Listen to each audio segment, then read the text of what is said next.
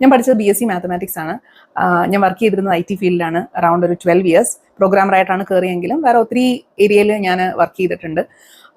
2 പ്രാവശ്യം forcefully and 1 പ്രാവശ്യം എൻ്റെ സ്വന്തം ഇഷ്ടത്തിൽ ഞാൻ റിസൈൻ ചെയ്തിട്ടുണ്ട്. അതാണ് എൻ്റെ ഒരു കരിയർ ജേർണി എന്ന് പറയുന്നത്. അപ്പോൾ ഈ തോറ്റ ഒരു സ്റ്റോറി പറഞ്ഞിട്ട് എന്താ കാര്യമെന്ന് എനിക്കറിയത്തില്ല. എങ്കിലും ഒത്തിരി പേര് ഞാൻ റിസൈൻ ചെയ്ത ഒരു വീഡിയോ ഇട്ടിട്ടുണ്ടായിരുന്നു. ഒത്തിരി പേരെ ചോദിച്ചിട്ടുണ്ടായിരുന്നു എനിക്ക് എന്ത് പഠിച്ചിട്ടാണ് IT ഫീൽഡിൽ ജോലി കിട്ടിയത് എന്നുള്ളത്. അപ്പോൾ അതാണ് ഇന്ന് ഞാൻ പറയാൻ പോകുന്നത്. ഹായ്, ഞാൻ ദീപ. അപ്പോൾ ഞാൻ ഇൻറ്റൻഷനലി IT ഫീൽഡിലേക്ക് കയറാനായിട്ട് ഉദ്ദേശിച്ച് വന്നൊന്നുമല്ല. ശരിക്കും എനിക്കൊരു ജോലി വേണം എന്നുള്ളത് മാത്രമേ ഉണ്ടായിരുന്നുള്ളൂ. അപ്പോൾ പ്രീ ഡിഗ്രി കഴിഞ്ഞപ്പോൾ തന്നെ 10th കഴിഞ്ഞു. പ്രീ ഡിഗ്രി ഞാൻ മറ്റേ മാത്സ് മെയിൻ ആണ് എടുത്തത്. അപ്പോൾ എനിക്ക് മാത്സ് നമ്മുടെ ഭൂഗോളത്തിന്റെ സ്പന്ദനം എന്ന് മറ്റേ ചാക്കുമാഷ് പറഞ്ഞുകൊണ്ട് ഞാൻ ആലോചിച്ചത് മാത്സ് എടുത്തു കഴിഞ്ഞാൽ എനിക്ക് എങ്ങോട്ടേക്ക് വേണമെങ്കിലും പോകാം. എനിക്ക് അറിയത്തില്ല ഏത് കരിയറാണ് എനിക്ക് ചൂസ് ചെയ്യേണ്ടത്. എനിക്ക് പറഞ്ഞുതരാൻ വീട്ടിലാരുമില്ല. എൻ്റെ അച്ചാച്ചി എന്ന് പറയുന്നത് ഒരു കോൺട്രാക്ടറാണ്, ഗവൺമെന്റ് കോൺട്രാക്ടറാണ്. പുള്ളിക്ക് അങ്ങനെ പറഞ്ഞു തരാനൊന്നും അറിയത്തില്ല. എൻ്റെ അമ്മയ്ക്കും അതെ, പറഞ്ഞു തരാൻ അറിയത്തില്ല. ഏത് ഫീൽഡ് എടുക്കണം, അല്ലെ നീ ഏത് ജോലിക്ക് പോകണം എന്ന് പറഞ്ഞു തരാൻ രണ്ടുപേർക്കും അറിയത്തില്ല. പക്ഷെ ജോലി വേണം എന്നുള്ളത് എൻ്റെ അമ്മയുടെ ഒരു നിർബന്ധമായിരുന്നു. കാരണം അമ്മയ്ക്ക് ജോലിയില്ല, അതുകൊണ്ട് അതിൻ്റെതായ ബുദ്ധിമുട്ടുകൾ അമ്മയ്ക്കുണ്ട്. അപ്പം നമ്മുടെ കയ്യിൽ കുറച്ച് ക്യാഷ് വേണം, അല്ലെങ്കിൽ നമുക്ക് കുറച്ച് സ്വാതന്ത്ര്യമായിട്ട് നടക്കാൻ പറ്റണം, അല്ലെങ്കിൽ നമ്മുടെ സ്വന്തമായ രീതിയിൽ കാര്യങ്ങൾ നടത്തിയെടുക്കണമെങ്കിൽ നമ്മുടെ കയ്യിൽ കുറച്ച് ചിക്കിലി വേണം എന്നുള്ളത് കൊണ്ട് തന്നെ ജോലി അത്യാവശ്യമാണെന്ന് ഞങ്ങൾ 3 മക്കളെ എപ്പോഴും ഇങ്ങനെ ഫീഡ് ചെയ്തുകൊണ്ടിരിക്കും. അപ്പം അത് എനിക്ക് ഗുണം ഉണ്ടായിട്ടുണ്ട്, ദോഷം ഉണ്ടായിട്ടുണ്ട്. ദോഷം ഞാൻ വേറൊരു വീഡിയോയിൽ പറയാം.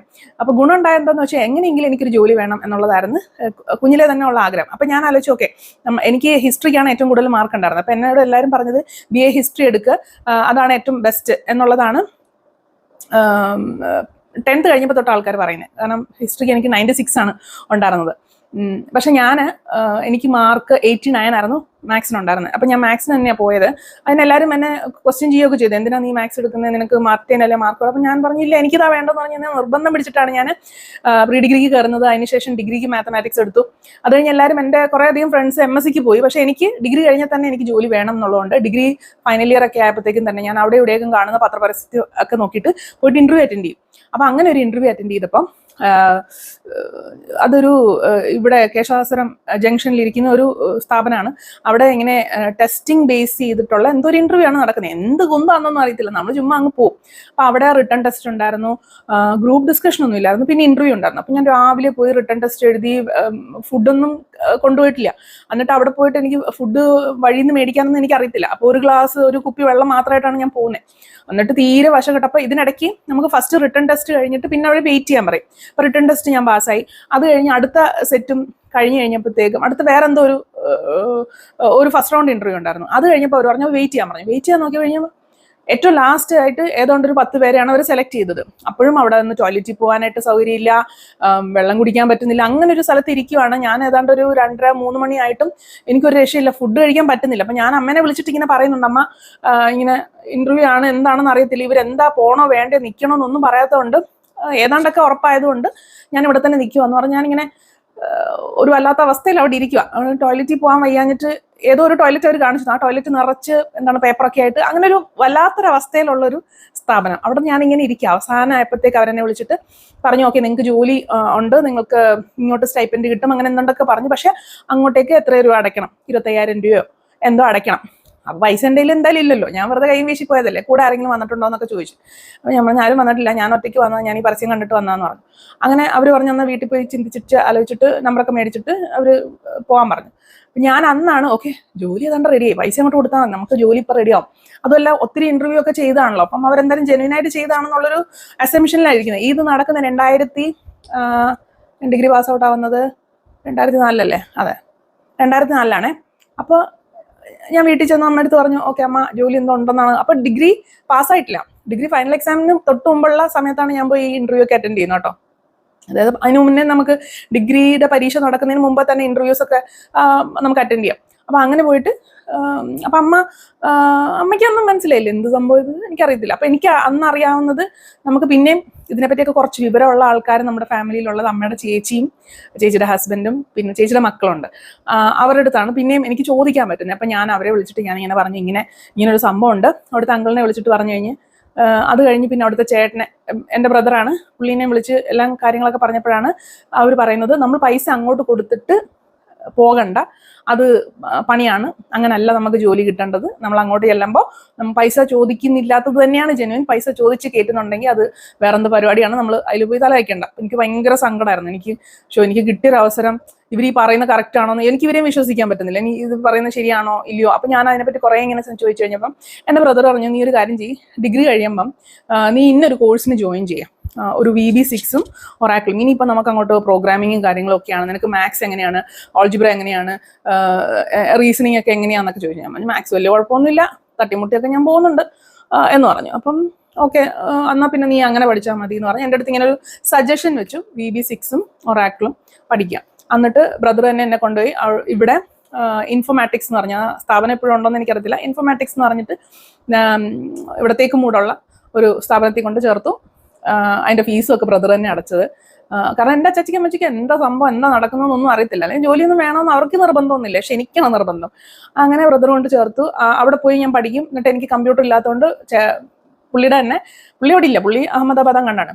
അപ്പോൾ പുള്ളിയുടെ തന്നെ കമ്പ്യൂട്ടർ വീട്ടിലുണ്ട്, പാറോട്ടുകോണത്തുണ്ട്, അവരുടെ വീട്ടിലുണ്ട്. അപ്പം ഞാൻ ഇവിടുന്ന് ഉച്ചവരെ പഠിച്ചിട്ട് അവിടെ പോയി ബാക്കി അവിടെ നമ്മൾ ചെയ്യും.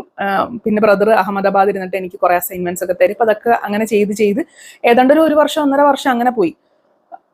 1 വർഷം ഇല്ലാന്ന് തോന്നുന്നു, 1 വർഷത്തിനകത്ത് തന്നെ ബ്രദർ എന്ത് ചെയ്തു, ഇവിടെ കമ്പനി സ്റ്റാർട്ട് ചെയ്തു, എക്സോൾട്ട് ഇന്റഗ്രൽ സൊല്യൂഷൻസ് എന്ന് പറഞ്ഞിട്ട്. അപ്പം അവിടെ എൻ്റെ അടുത്ത് പറഞ്ഞു, നീ ഇനിയിപ്പം കോഴ്സ് കഴിഞ്ഞെങ്കിൽ നീ ഇനിയിപ്പം അവിടെ വന്നിരിക്കാൻ പറഞ്ഞു. അത് ജോലിയായിട്ടല്ല, അവിടെ വന്നിരിക്കുന്നു പറഞ്ഞു. അങ്ങനെ ഞാൻ അവിടെ പോയിരുന്നു. എല്ലാ ദിവസവും ബസ് കയറി പോവും, അവിടെ പോയിരിക്കും. 1 മാസം 1-2 മാസം അല്ല, ഫസ്റ്റ് മാസം കഴിഞ്ഞപ്പം ബ്രദർ എൻ്റെ കയ്യിൽ കുറച്ച് പൈസ തന്നിട്ട് പറഞ്ഞു, ഓക്കെ ഇനി തൊട്ട് നിന്നെ അപ്പോയിന്റ് ചെയ്തിരിക്കുന്നു, ഇനി തൊട്ട് നീ ഇവിടെ വന്നോന്ന്. അപ്പം ഞാൻ ചുമ്മാ വന്നിരുന്ന എന്തുവാ ഹെൽപ്പ് ഫയൽസ് ഒക്കെ വായിച്ചു പഠിക്കല എൻ്റെ ജോലി. അവിടെ വേറെ ആരും ഇല്ല, അവിടെ ഞാനും വേറെ 1-2 പയ്യന്മാരും കൂടെ ഒക്കെ ഉള്ള അവിടെ. അപ്പോൾ ഞാൻ ആലോചിച്ചത് എന്തോന്ന് പണിയാണ്, എന്താണ് സംഭവം എന്ന് പോലും അറിയത്തില്ല. അപ്പം അങ്ങനെ പോയി. അപ്പം എനിക്ക് തരുന്ന അസൈൻമെന്റ്സ് ഒക്കെ ഞാൻ ചെയ്യുന്നുണ്ട്, അത് തന്നെ, അല്ലാതെ പ്രത്യേകിച്ച് വലിയ പ്രോജക്ട്സും കാര്യങ്ങളുമായിട്ടൊന്നും എനിക്കൊന്നും തന്നിട്ടില്ല. അങ്ങനെ ഞാൻ അവിടെ പോയിരിക്കുന്നു.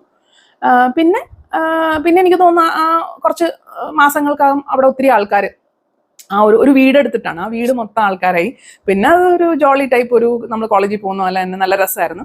അതിനിടയ്ക്ക് അസൈൻമെന്റ്സ് ഉണ്ട്, ഡെഡ് ലൈൻസ് ഉണ്ട്, രാത്രി ഇരിക്കേണ്ടി വരും. അപ്പം എൻ്റെ അമ്മ പ്രശ്നം ഉണ്ടാക്കും. കാരണം അമ്മയ്ക്കൊന്നും ഇതൊരു ജോലിയായിട്ടൊന്നും അവർ കൺസിഡർ ചെയ്യുന്നില്ല. എന്താണ് ഇവൾ അവിടെ പോയിരിക്കുന്നത്, അവിടെ പോയിട്ട് രാത്രി 8 മണിക്കും 10 മണിക്കും തിരിച്ചു വരാൻ ഇതെന്തോ പണിയാണ്. അപ്പം എനിക്ക് തുടക്കത്തിൽ 2000 രൂപ അങ്ങാണ് തരുന്നത്. അപ്പം ഞാനിങ്ങനെ 1000 രൂപ അങ്ങോട്ട് തന്നപ്പോൾ ഞാനിങ്ങനെ കണ്ണിങ്ങനെ എന്താ ഇത് എന്ന് പറഞ്ഞ് കണ്ണ് തള്ളിയപ്പോൾ ഇരിക്കട്ടെ 2000 എന്ന് പറഞ്ഞ് അങ്ങനെയാണ് തരുന്നത്. പിന്നെ അത് 3000 ആയി, 5000 ആയി, 9000 ആയി, 10000 ആയി, 15000 ആയി, അങ്ങനെ എങ്ങനെയാണ് അത് കൂടുന്നത്. ഓരോ വർഷം കൂടുമ്പോഴാണ് പയ്യെ അല്ലെങ്കിൽ ഒരു വർഷം തന്നെ 2 തവണയായിട്ടൊക്കെ അങ്ങനെയൊക്കെയാണ് ഈ പൈസ കൂടുന്നത്. അന്നേരം ഈ പൈസ എന്ന് പറഞ്ഞു കഴിഞ്ഞാൽ അച്ചാച്ചി പറയും, ഇതെനിക്ക് മറ്റെന്താ മൂക്കി പിടിക്കാൻ പോലും ഇല്ലാത്ത ഇതിനെയൊക്കെ എന്തിനാണ് നീ ഇത്ര കഷ്ടപ്പെടുന്നത്, നീ പോകണ്ട, നീ വീട്ടിൽ ഇരിക്കാൻ പറയും. കാരണം ഞാൻ ഇത്രയും രാത്രി വരുന്നത് എൻ്റെ അച്ചാച്ചിക്കും അമ്മച്ചിക്കും തീരെ താല്പര്യമില്ല. പക്ഷെ എനിക്കെന്ന് പറഞ്ഞാൽ അത് ഭയങ്കര എനിക്കൊന്ന് ആൾക്കാരുമായിട്ട് പരിചയപ്പെടുക, ആൾക്കാരെ സംസാരിക്കുക എന്ന് പറയുന്നത് ഒരു വേറെ എക്സ്പീരിയൻസ്. അപ്പം എനിക്ക് ജോലി എന്നുള്ള ഇതൊക്കെ മാറിയിട്ട് അറിയാണ്ട് എൻ്റെ കയ്യിൽ കുറച്ച് പൈസ വരുന്നുണ്ട്. ആ പൈസ ഞാൻ അതുപോലെ എടുത്ത് അച്ചാച്ചിക്ക് കൊടുക്കും. ഒരു എമൗണ്ട് ഒക്കെ ആയ സമയത്താണ് ഞാൻ പയ്യെ അച്ചാച്ചിയുടെ കയ്യിൽ നിന്ന് പൈസ തിരിച്ച് മേടിച്ചു തുടങ്ങിയത്. അല്ലെങ്കിൽ ആ പൈസ അച്ചാച്ചിക്ക് കൊടുക്കാതിരിക്കുന്നത് ഒരു വലിയ എമൗണ്ട് എനിക്ക് കിട്ടാൻ തുടങ്ങിയപ്പോൾ തൊട്ട്, എനിക്ക് 9000 ആ റേഞ്ചൊക്കെ എത്തിയപ്പോൾ മാത്രമാണ് ഞാൻ അച്ചാച്ചിക്ക് കൊടുക്കാതിരിക്കുന്നത്. അല്ലെങ്കിൽ എന്താണെന്ന് വെച്ചാൽ അച്ചാച്ചിക്ക് ഞാൻ 2000 രൂപ കൊടുത്തിട്ട് 5000 രൂപയുടെ എൻ്റെ വണ്ടിക്ക് പണിയുണ്ട്. എനിക്ക് സണ്ണി എന്ന് പറഞ്ഞിട്ട് ഒരു കുഞ്ഞ് 2 വീലറാണ് ഉണ്ടായിരുന്നത്. അതിൻ്റെ മറ്റേ വണ്ടിപ്പണിക്ക് തന്നെ കുറേ പൈസ പോകും, പെട്രോൾ അടിക്കാൻ പൈസ പോകും, അല്ലെങ്കിൽ ബസ്സിന് പൈസ പോകും, പിന്നെ ഡ്രസ്സ്, ഇതൊക്കെ ആയിരുന്നു എൻ്റെ പരിപാടി. അപ്പം അന്നേരം ജോലി എന്ന് പറയുന്ന ഒരു സംഭവം അല്ല. എൻ്റെ കയ്യിൽ പൈസ ഉണ്ട്, എനിക്ക് ചിലവാക്കാൻ അറിയാം, എനിക്ക് കൈകാര്യം ചെയ്യാൻ അറിയാം എന്നുള്ളൊരു അസംഷനിലാണ് ഞാൻ പോകുന്നത്. ശരിക്കും പറഞ്ഞാൽ ഞാനത് റിയലൈസ് ചെയ്തില്ല ഞാൻ ജോലിയിലേക്ക് പ്രവേശിച്ചു, അല്ലെങ്കിൽ അതിൻ്റെ ഒരു സീരിയസ്നെസ്. കാരണം എൻ്റെ ബ്രദറിൻ്റെ കമ്പനി ആയതുകൊണ്ട് അങ്ങനെ ഭയങ്കര പ്രിവിലേജ് ഒന്നും എനിക്കില്ല. ആകെ ഒരു പ്രിവിലേജ് ഉള്ളത്, അമ്മ വിളിച്ച് ബ്രദറിനെ ചീത്ത പറയും, എന്നെ രാത്രി അവിടെ ഇരുത്തുന്നു എന്നൊക്കെ പറഞ്ഞിട്ടെ. എല്ലാവരും രാത്രി 8:30-9 മണി വരെ ആയിരിക്കും. അന്നൊക്കെ എന്ന് പറഞ്ഞു കഴിഞ്ഞാൽ ചിലര് രാവിലെ കുളിച്ചു കുട്ടപ്പനായിട്ട് 9 മണിക്ക് വന്നാൽ പിറ്റേന്ന് രാവിലെ 10 മണിക്കായിരിക്കും അവർ തിരിച്ച് അവരുടെ റൂമിലേക്ക് പോകുന്നത്. കാരണം രാത്രി മൊത്തം ഇരുന്ന് പണി ചെയ്തിട്ടായിരിക്കും അവർ പോയിട്ട് ഒരു 2 മണിക്കൂർ ഉറങ്ങിയിട്ട് വീണ്ടും ഒരു ഉച്ചയാകുമ്പം. അങ്ങനെ ആയിരുന്നു. അതായത് വീട് തൊട്ടടുത്ത് 2-3 വീട് എടുത്തിട്ടുണ്ട്. ഒരു വീട് മെയിനായിട്ട് ഓഫീസും, അടുത്ത വീട് ഹോസ്റ്റൽസും ആണ്.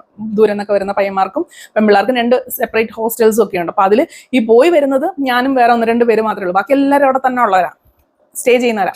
അപ്പോൾ അവർ ഈ വെള്ളിയാഴ്ച മാത്രമേ അവർ പോകത്തുള്ളൂ. അപ്പം അങ്ങനെ അവിടെ പക്ഷേ ഒരു കാര്യം എന്ന് വെച്ച് കഴിഞ്ഞാൽ ഒത്തിരി കാര്യങ്ങൾ പഠിക്കാൻ പറ്റി. ഞാൻ അവിടെ ആദ്യം VB6 പ്രോഗ്രാമറായിട്ടാണ് ജോലി തുടങ്ങുന്നത്. അതിലൊരു പ്രോജക്റ്റ് ഒക്കെ ചെയ്തു. അതിനുശേഷം പിന്നെ പുതിയൊരു ടെക്നോളജി വന്നു, പുതിയൊരു ലാംഗ്വേജ് കൊണ്ട് പഠിക്കണം എന്ന് പറഞ്ഞിട്ട് അവിടെ എല്ലാവരും കൂടി ഇരുന്ന് ഒരുമിച്ച് പഠിച്ച ഒരു സംഭവമാണ് PHPയും MySQLും. പിന്നെ അത് പഠിച്ച് അതിലും ഒരു 1-2 പ്രോജക്റ്റ് ചെയ്തു. അത് കഴിഞ്ഞപ്പോൾ പിന്നെ അവിടെ വേറെ എന്തോ ഡോക്യുമെന്റേഷൻ്റെ ഒരു വർക്ക് വന്നു. അതായത് വീഡിയോ കണ്ടിട്ട് അതിന് സബ് ടൈറ്റിൽസ് എഴുതുക, അതിൻ്റെ ഡോക്യുമെന്റ് ചെയ്യുക. അപ്പോൾ അതിൽ ഈ ഇടയ്ക്കിടയ്ക്ക് എനിക്ക് ദേഷ്യം വരുമ്പോൾ ഞാൻ ലെറ്ററൊക്കെ അയക്കും. അവിടുത്തെ അവിടെ ഡയറക്ടേഴ്സ് 4 പേരാണ്. അപ്പോൾ അവരിൽ ഒരാളുടെ അടുത്ത് എൻ്റെ ബ്രദർ നേരിട്ട് മാനേജ് ചെയ്യത്തില്ലായിരുന്നു. 4 ഡയറക്ടേഴ്സാണ് ഉണ്ടായിരുന്നത്. അതിൽ വേറൊരു ഡയറക്ടറാണ് എന്നെ മാനേജ് ചെയ്തുകൊണ്ടിരുന്നത്. അല്ല, എനിക്ക് വർക്കൊക്കെ അസൈൻ ചെയ്തുകൊണ്ട് പുള്ളി എൻ്റെ അടുത്ത് സംസാരിക്കത്തൊന്നുമില്ല. നമ്മൾ പണ്ടിരുന്ന ഒരു വർഷമേ മാറി. അപ്പോൾ അതെനിക്കൊരു സങ്കടമായിരുന്നു. ബ്രദർ എന്താ എന്നെ അങ്ങ് ഭയങ്കരമായിട്ട് അവോയ്ഡ് ചെയ്യുന്ന പോലെ എന്നൊക്കെ ഉള്ളത് എനിക്ക് ഭയങ്കര ഒരു വിഷമമൊക്കെ ആയിരുന്നു. പക്ഷേ എനിക്ക് തോന്നുന്നു അതായിരുന്നു കറക്റ്റ് പ്രോസസ്സ്. കാരണം ബന്ധുക്കളെ എടുത്തിട്ട് പിന്നെ തലവേദന ആകുന്നതിനേക്കാളും നല്ലതാണല്ലോ. അതുകൊണ്ട് ബന്ധു എന്നുള്ളൊരു കൺസിഡറേഷൻ ഇല്ല, ഒരു പരിചയമുണ്ട് എന്നുള്ളത് മാത്രമേ ഉള്ളൂ. പക്ഷെ അതിന് മാത്രം ബ്രദർ നല്ലോണം കേട്ടെൻ്റെ അമ്മയുടെ കയ്യിൽ നിന്ന്, ഇവളെന്തിനാ അവിടെ രാത്രി. അപ്പം പിന്നെ ഇവർ ശ്രീകാര്യത്താണ് ഓഫീസ്, എൻ്റെ വീട് കുന്നുകുഴിയിലാണ്. അപ്പം അവിടുന്ന് ഏതാണ്ട് ഒരു 9 കിലോമീറ്റർ 10-12 കിലോമീറ്റർ 9 കിലോമീറ്റർ കണ്ടുണ്ട്. അപ്പോൾ അവിടുന്ന് ചിലപ്പോൾ രാത്രി ആവുകയാണെങ്കിൽ ഇവർ ആരെങ്കിലും എസ്കോട്ട് വരും വീട്ടിലേക്ക്. അത്രയ്ക്ക് ഗതികേടാണ് എന്നെ എടുത്തത് കൊണ്ട്. എൻ്റെ ബ്രദറിൻ്റെ പേര് ജോണി എന്നാണ്, പുള്ളിക്ക് പറ്റിയത്. അപ്പം പക്ഷെ ഒത്തിരി കാര്യങ്ങൾ പഠിക്കാൻ പറ്റി. അപ്പം ഇത് പിന്നെ അത് കഴിഞ്ഞ് ബിസിനസ് അനലിസ്റ്റ്, ഒരുവിധം എല്ലാ പോസ്റ്റും. പിന്നെ ഇപ്പം ടെസ്റ്റിങ് എന്ന് പറഞ്ഞാൽ എന്താണ്, അങ്ങനെ ടെക്നിക്കലായിട്ടുള്ളൊരു സംഭവമല്ല, സംഭവം ടെസ്റ്റ് ചെയ്ത് പൊട്ടിച്ചു കൊടുക്കും, എന്നിട്ട് ഞാൻ തന്നെ ശരിയാക്കും. എൻ്റെ ഒരു പ്രോജക്റ്റ് എടുത്ത് ഞാൻ തന്നെ ഒരു ദിവസം മൊത്തം ഇരുന്ന് ടെസ്റ്റ് ചെയ്ത് അതിൽ നിന്ന് പൊട്ടിയ സാധനങ്ങളെല്ലാം ഞാൻ തന്നെ പിറ്റേന്നിരുന്ന് ഫിക്സ് ചെയ്ത് അങ്ങനെയൊക്കെയുള്ളൊരു പരിപാടിയൊക്കെ ആയിരുന്നു. അത് കഴിഞ്ഞ് ഞാൻ തന്നെ എന്ന് പറഞ്ഞാൽ ബാക്കിയുള്ളവരുടെ പ്രോജക്ട്സും ടെസ്റ്റ് ചെയ്യും അങ്ങനെ. എന്നിട്ട് പിന്നെ ഒരുവിധം എല്ലാ കാര്യങ്ങളിലും നമുക്ക്, ചെറിയ കമ്പനി ആയതുകൊണ്ട് ഒരുവിധം എല്ലാ കാര്യങ്ങളും നമ്മൾ തന്നെ ഇൻവോൾവ് ആവും. നമ്മളെല്ലാ പ്രോജക്റ്റിലെ എല്ലാ ഘട്ടത്തിലും നമ്മൾ ഇൻവോൾവ് ആവുന്നതുകൊണ്ട് അതിൻ്റെ എല്ലാത്തിൻ്റെയും കാര്യങ്ങൾ മനസ്സിലാവും. ക്ലയൻറ്റുമായിട്ട് സംസാരിക്കാനും ഒക്കെ അവസരം നമുക്ക് കിട്ടിയിട്ടുണ്ട്. അപ്പം നമ്മുടെ കോൺഫിഡൻസ് പയ്യെ കൂടാണ്. കുറേ നാൾ കഴിഞ്ഞ് നമ്മളെ ടീം ലീഡാക്കി. അതൊന്നും എന്താണ് ഒരു കസിനാണ് എന്നുള്ള ബേസിലൊന്നുമല്ല, നമ്മൾ പ്യൂർലി പെർഫോം ചെയ്യുന്നതിനെ ബേസ് ചെയ്തിട്ട് തന്നെ ടീം ലീഡാക്കി. അത് കഴിഞ്ഞ് പ്രോജക്റ്റ് ലീഡൊന്നും ആയിട്ടില്ല, സീനിയർ ടീം ലീഡ് വരെ ആയ സമയത്താണ് ഞാൻ അവിടെ നിന്ന് ഇറങ്ങുന്നത്. അപ്പോഴത്തേക്ക് ഒരു 10 വർഷം ഞാൻ അവിടെ തന്നെ ഇരുന്നു. കാരണം എനിക്ക് അത് കംഫർട്ടബിൾ ആയിരുന്നു, നല്ലൊരു എൻവയോൺമെന്റ് ആണ്, ഒത്തിരി കാര്യങ്ങൾ പഠിക്കാനുണ്ട്. അതിനിടയ്ക്ക് പ്രോസസ്സ് ഇംപ്ലിമെന്റ് ചെയ്യാൻ ISO 9000 അതിന്റെ പ്രോസസ്സിന്റെ കാര്യങ്ങളൊക്കെ വന്നപ്പോൾ ആ ടീമിലുണ്ടായിരുന്നു.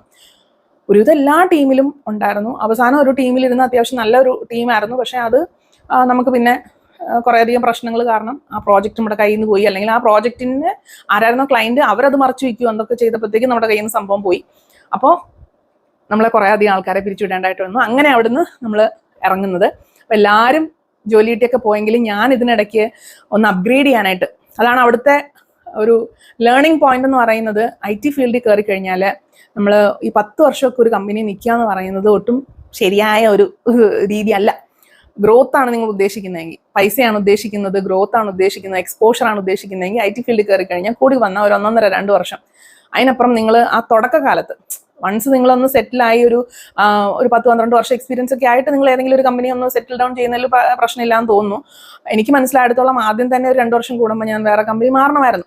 പിന്നെ ഒരിക്കലും ആദ്യത്തെ 1-2 ഒരു വർഷം കഴിഞ്ഞിട്ട് പിന്നെ നമ്മൾ ഈ പല സംഭവങ്ങളിലേക്ക് ചാടാൻ പാടില്ല. അതായത് കുറച്ച് നാൾ പ്രോഗ്രാമറായിട്ടിരുന്ന്, കുറച്ച് നാൾ ബിസിനസ് അനലിസ്റ്റ് ആയിട്ടിരുന്ന്, കുറച്ച് നാൾ ടെസ്റ്റിങ്ങിലിരുന്ന്, കുറച്ച് നാൾ പ്രോസസ്സിലിരുന്നു എന്നൊക്കെ പറഞ്ഞു കഴിഞ്ഞാൽ നമുക്ക് ഇന്റർവ്യൂലൊന്നും പറഞ്ഞു ഫലിപ്പിക്കാൻ പറ്റില്ല. അപ്പോൾ എനിക്ക് ഏറ്റവും പറ്റിയത് അതാണ്. ഞാനൊരു 3-4 വർഷം 5 വർഷമൊക്കെ കഴിഞ്ഞപ്പോൾ ഞാനൊന്ന് മാറാൻ നോക്കിയപ്പോഴും എനിക്ക് പറയാനായിട്ട് പ്രത്യേകിച്ച് ഒരു ലോങ് ഇതൊന്നുമില്ല. കുറച്ച് നാൾ ഞാൻ പ്രോഗ്രാമിങ്ങിലിരിക്കും, കുറച്ച് നാൾ ഞാൻ വേറെ എന്തെങ്കിലും ആയിരിക്കും. അപ്പോൾ എനിക്കത് കറക്റ്റായിട്ട് പറയാനും പറ്റുന്നില്ല. പിന്നെ ഒന്നിൻ്റെയും ഇൻഡെപ്ത് പഠിച്ചിട്ടല്ല ഞാൻ ചെയ്തുകൊണ്ടിരുന്നത്. കാരണം എനിക്കാരും പറഞ്ഞു തരാനില്ലായിരുന്നു. എനിക്ക് ഒരു പ്രോബ്ലം വരും, അതിനൊരു സൊല്യൂഷൻ ഞാൻ കണ്ടുപിടിക്കും. അതിപ്പോൾ എങ്ങനെയെങ്കിലും ഞാൻ കണ്ടുപിടിച്ചിരിക്കും. അപ്പം ഈ സൊല്യൂഷൻ കണ്ടുപിടിക്കുന്നതിന് അതിനൊരു പ്രോപ്പർ വേ ഉണ്ട്. അപ്പം നമ്മളെന്ന് പറയുമ്പം എനിക്കൊരു ചെറിയ പോർഷൻ ആയിരിക്കും കിട്ടുന്നത്. ആ പോർഷൻ അത് വർക്ക് ചെയ്യിപ്പിച്ചെടുക്കുക എന്നുള്ളതാണ്. അപ്പം അതിന് വേണ്ടിയിട്ടുള്ള കാര്യങ്ങൾ തപ്പി കണ്ടുപിടിച്ച് ചെയ്യാൻ ഞാൻ മിടിക്കുകയാണ്. പക്ഷെ ഇതെങ്ങനെ, എന്തുകൊണ്ട് ഇത് യൂസ് ചെയ്ത് ചെയ്തു എന്നുള്ള ചോദ്യത്തിന് എനിക്ക് ഉത്തരം പറയാനില്ല. കാരണം ഞാനൊരു ടെക്നിക്കൽ ലെവലിൽ ഞാൻ പഠിക്കുന്നില്ല. ഞാൻ ജസ്റ്റ് ജോലി തരുന്നു, ചെയ്യുന്നു. പക്ഷെ ആ ജോലി എങ്ങനെ ഞാൻ ചെയ്ത് തീർത്തു, എന്തുകൊണ്ട് ഞാൻ ഇത് യൂസ് ചെയ്തു എന്നുള്ളൊരു ചോദ്യം ഇന്റർവ്യൂവിൽ വന്നു കഴിഞ്ഞാൽ എനിക്ക് പറയാനില്ല. അപ്പം അതുകൊണ്ട് എനിക്കൊരു ഇന്റർവ്യൂ എനിക്ക് പാസ്സാവാൻ പറ്റുന്നില്ലായിരുന്നു. അപ്പം ഞാൻ ടെക്നിക്കൽ ലെവൽ പോയിട്ട് പറ്റിയില്ല. പിന്നെ ഞാൻ മാനേജ്മെന്റ് ലെവൽ പോയപ്പോഴാണെങ്കിൽ ഞാൻ അങ്ങനെ ഒരു മാനേജ്മെന്റ് ലെവൽ ആളല്ല. എൻ്റെ കീഴിൽ അങ്ങനെ അധികം ആൾക്കാരില്ല, 1-2 പേരൊക്കെ എൻ്റെ കീഴിൽ വരത്തുള്ളൂ. പിന്നെ എനിക്ക് തോന്നുന്നു എൻ്റെ ഓഫീസിൽ തന്നെ പെണ്ണായതുകൊണ്ട് എൻ്റെ കീഴിൽ വർക്ക് ചെയ്യില്ല എന്നൊക്കെ പറഞ്ഞ ആൾക്കാരുണ്ട്. അല്ലെങ്കിൽ ഞാൻ അപ്രൈസൽ ചെയ്ത് കഴിഞ്ഞാൽ ഞാൻ അത് അംഗീകരിക്കത്തില്ല എന്ന് പറഞ്ഞ ആൾക്കാരൊക്കെ ഒത്തിരി ഉണ്ട്. അപ്പൊ അതൊക്കെ കൊണ്ട് തന്നെ എനിക്ക് അത്ര കോൺഫിഡൻസ് ഒന്നും ഇല്ല. എന്നാൽ എല്ലാവർക്കും വലിയ കുഴപ്പമൊന്നുമില്ല. പക്ഷെ എൻ്റെ കീഴിൽ വർക്ക് ചെയ്യുമ്പോൾ 1-2 പേർക്കൊക്കെ അത് വലിയ ബുദ്ധിമുട്ടൊക്കെ ആയിട്ടൊക്കെ പറഞ്ഞിട്ടുള്ളതുകൊണ്ട് അവർക്ക് അങ്ങനെ അംഗീകരിക്കാൻ മടി. അപ്പൊ അതുമൊക്കെ നമുക്ക് ഒത്തിരി മനസ്സിൽ കിടപ്പുണ്ട്. അതുകൊണ്ട് അങ്ങനെ ഒരു ലെവലിലും എനിക്ക് ഒരു മാനേജ്മെന്റ് ലെവലിൽ എവിടെയും ഇന്റർവ്യൂ അറ്റൻഡ് ചെയ്തിട്ട് ശരിയായിട്ടില്ല. അപ്പൊ ഞാനിതിനിടയ്ക്ക് ബിജു ENYയിലാണ്. അപ്പൊ ഞാൻ അവിടെ ഒത്തിരി പ്രാവശ്യം, എനിക്ക് തോന്നുന്നു ഏറ്റവും കൂടുതൽ ഇന്റർവ്യൂ ഞാൻ അവിടെ അറ്റൻഡ് ചെയ്തിട്ടുണ്ട്. പല രീതിയിൽ ബിസിനസ് അനലിസ്റ്റ് ആയിട്ട്, എന്താണ് PM അല്ല, പ്രോജക്ട് മാനേജർ എന്നുള്ള ലെവലിലല്ല, പക്ഷെ ആ ഒരു മാനേജർ പോസ്റ്റില് അങ്ങനെയുള്ള ഒത്തിരി കാര്യങ്ങൾക്ക് പ്രോഗ്രാമറായിട്ടൊക്കെ പോയിട്ടുണ്ടെങ്കിലും കിട്ടിയിട്ടില്ല. അതിനിടയ്ക്ക് ഞാൻ ബിജുവായിട്ട് വഴക്കുണ്ടാക്കുമായിരുന്നു, കാരണം എന്നെ മനഃപൂർവ്വം നിങ്ങൾ എടുക്കാത്താന്നൊക്കെ പറഞ്ഞുകൊണ്ട്. അപ്പൊ അതങ്ങനെ. അപ്പൊ ഫസ്റ്റ് അവിടെ നമുക്ക് ഇറങ്ങേണ്ടി വന്നു. അതായത് ഒത്തിരി ടോപ്പായിട്ട് സാലറി ഉള്ള ആൾക്കാരെല്ലാം ആദ്യം പിരിച്ചു വിട്ടു. കുറെ പേർക്കൊക്കെ ജോലി കിട്ടി, അവർ പെട്ടെന്ന് തന്നെ പോയി. ഞാൻ എത്ര ശ്രമിച്ചിട്ടും എനിക്ക് ജോലിയൊന്നും കിട്ടുന്നില്ല. എൻ്റെ കോൺഫിഡൻസ് കംപ്ലീറ്റ്ലി പോയി. കംപ്ലീറ്റ്ലി ഞാൻ ഷോക്കായി പോയി. എൻ്റെ ഫസ്റ്റ് ജോലി പോയത് എനിക്കൊട്ടും അംഗീകരിക്കാൻ പറ്റുന്നില്ല. ശരിക്കും അന്നാണ് ഓക്കെ എനിക്ക് ജോലി ഉണ്ടായിരുന്നു, കാരണം ഞാൻ പഠിച്ചിറങ്ങിയപ്പോൾ തന്നെ എൻ്റെ കയ്യിൽ പൈസയുണ്ട്, എനിക്ക് ജോലി ഉണ്ട് എന്നുള്ളത് കൊണ്ട് ഇതെൻ്റെ പാർട്ട് ഓഫ് ദ ലൈഫ് എന്നാണ് ഞാൻ കരുതിയിരുന്നത്. അതൊരു ജോലിയാണ്, അതിൻ്റെതായ ഒരു വാല്യൂ ഒന്നും ഞാൻ കൽപ്പിച്ചിരുന്നില്ല. എൻ്റെ കയ്യിൽ കളിക്കാനും മാത്രം പൈസയുണ്ട്, എന്തെങ്കിലും എനിക്ക് ലാവിഷായിട്ട് ചിലവാക്കാനും മാത്രം പൈസയുണ്ട്, എനിക്ക് എന്ത് വേണമെങ്കിലും വാങ്ങിക്കാം, ആരോടും ചോദിക്കണ്ട. അങ്ങനെ ഒരു അവസ്ഥയിലിരുന്ന് ഞാൻ പെട്ടെന്ന് എൻ്റെ ജോലി പോയി കഴിഞ്ഞപ്പോൾ എനിക്ക് ബാക്കപ്പ് ഇല്ല. ഞാൻ കുറേ അടുത്ത് ഇൻവെസ്റ്റ് ചെയ്യുന്നുണ്ടായിരുന്നു, ഷെയറിൽ ഇടുന്നുണ്ടായിരുന്നു, മ്യൂച്വൽ ഫണ്ടിലുണ്ടായിരുന്നു, എന്തിലൊക്കെയോ ഇൻവെസ്റ്റ് ചെയ്തിട്ടുണ്ടായിരുന്നു, LIC എടുത്തിട്ടുണ്ടായിരുന്നു, ഗോൾഡ്, KSFE ചിട്ടി, ഇതെല്ലാം ഉണ്ട്.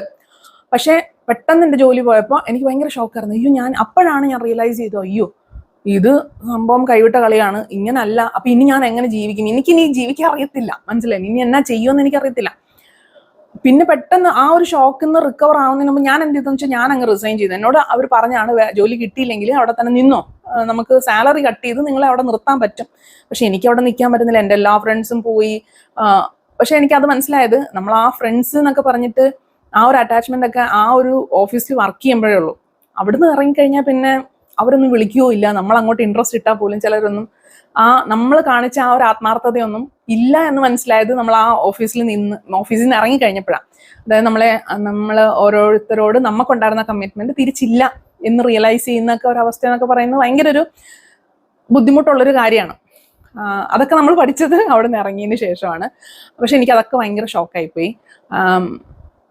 അപ്പൊ അവിടുന്ന് അത് ഞാൻ ഇറങ്ങി, ബാക്കിയുള്ളവർ ഇറങ്ങി, അവരൊക്കെ ഞാൻ ഇടയ്ക്കിടയ്ക്ക് കോണ്ടാക്ട് ചെയ്യായിരുന്നു. പക്ഷെ എല്ലാവർക്കും ജോലി കിട്ടി. എൻ്റെ കൂടെ ഇറങ്ങിയ അല്ലെങ്കിൽ പിരിച്ചുവിട്ട എല്ലാവർക്കും ജോലി കിട്ടി, എനിക്ക് മാത്രം ജോലി കിട്ടിയില്ല. ഞാനൊരു 1.5 മാസത്തോളം ജോലി കിട്ടാണ്ട് വീട്ടിൽ തന്നെ നിന്നു, എന്ത് ചെയ്യണം എന്നറിയാണ്ട് വീട്ടിൽ തന്നെ നിന്നു. എന്നിട്ട് ഞാൻ തീരുമാനിച്ചൊക്കെ ഞാൻ എന്ത് ചെയ്തെന്ന് വെച്ചാൽ, അച്ചാച്ചി കോൺട്രാക്ടറാണ്, അച്ചാച്ചിയുടെ കൂടെ പോയിട്ട് അച്ചാച്ചി പറഞ്ഞിട്ട് നീ ലൈസൻസ് എടുത്ത് വെക്ക്, നമുക്ക് നിന്റെ പേര് വർക്ക് എടുക്കാം, നീ പൈസ തന്നാൽ നീ ഒന്നും അറിയണ്ടെന്ന് പറഞ്ഞു. അപ്പം ഞാൻ ഒന്നും നോക്കിയില്ല, ഞാൻ പോയി ലൈസൻസ് എടുത്തു. അതായത് 50,000 രൂപ അങ്ങോട്ട് കെട്ടി വെച്ച് നമുക്ക് C ക്ലാസ് ലൈസൻസ് അങ്ങോട്ട് എടുക്കാം, PWDയിൽ പോയിട്ട്. അപ്പം അച്ചാച്ചിയുടെ വർക്ക് എക്സ്പീരിയൻസ് അച്ചാച്ചി തരും. അതിനിടയ്ക്ക് ഞാൻ അച്ചാച്ചിയുടെ വർക്കൊക്കെ ഹാൻഡിൽ ചെയ്യുന്നുണ്ടായിരുന്നു. ഇതിനിടയ്ക്ക് പേപ്പർ വർക്കും കാര്യങ്ങളൊക്കെ ഹാൻഡിൽ ചെയ്യുന്നുണ്ടായിരുന്നു.